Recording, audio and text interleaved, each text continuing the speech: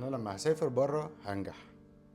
الجملة اللي شباب كتير قوي فاكرين ان هي دي السر عدم نجاحهم في الحياة، انه مشكلته انه في بلد مش مؤهلاه للنجاح. لا، انا عايز بس افهمك حاجة. لو انت متخيل ان النجاح بره هو الصورة بتاعت فيلم همام في امستردام، وان انا هروح اغسل صحون وبعدين اعمل سلسلة فروع ومطاعم كبيرة، تبقى بتحلم. الجو بتاع الستينات والسبعينات ده خلاص زمن ولا وعدى وما بقاش موجود. انما الواقع دلوقتي هو احمد عز في فيلم الرهينة. يعني لو انت ما عندكش اصلا مقومات النجاح، فصدقني مش هتنجح في اي بلد، لا في البلد اللي انت فيها ولا في اي بلد تاني.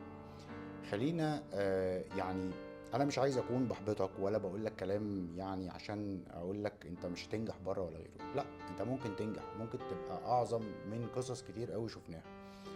بس لازم تكون انت عارف كويس قوي ان مقومات النجاح لو مش عندك انت اساسا مش هتنجح في اي بلد. لو انت اصلا ما كنتش شخص ناجح في اي حاجة وفي اي مكان مش هتنجح. تعال نضرب مثال بمحمد صلاح. محمد صلاح من احسن لاعبي الكوره دلوقتي في العالم.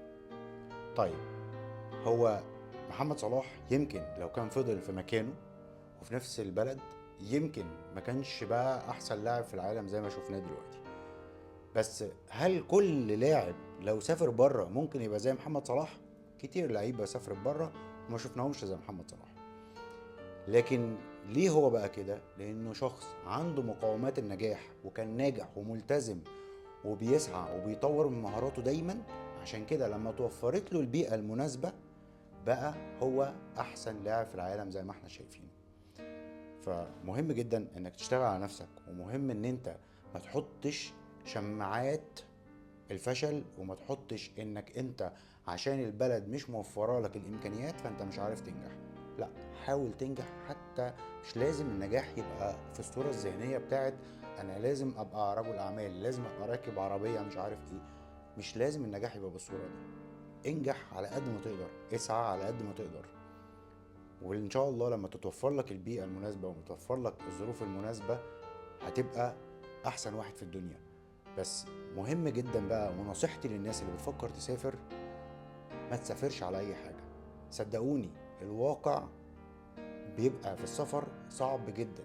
لو انت مسافر على حاجة مش متأكد انها حاجة كويسة وان هي حاجة هتعيشك عيشة كريمة، هتتبهدل. وناس كتير قوي وقصص كتيرة قوي، خشوا على الجروبات وشوفوا على الفيسبوك، هتلاقوا ناس كتير جدا سافرت ومش لاقية تاكل، وفي ناس بتدور على شغل، وفي ناس مش عارفة ترجع بلدها ازاي، والامور بتبقى صعبة جدا. فما تغامرش، ودايما اتأكد من السفرية اللي انت هتسافرها وانها هتناسب ظروفك ولا لا، هتعرف تعيش العيشة دي ولا لا. اتمنى اكون رسالتي وصلت، ومستني تعليقاتكم، وما تنسوش تدعموني بالفولو والشير. وحياة سوية مع اسلام انور. السلام عليكم.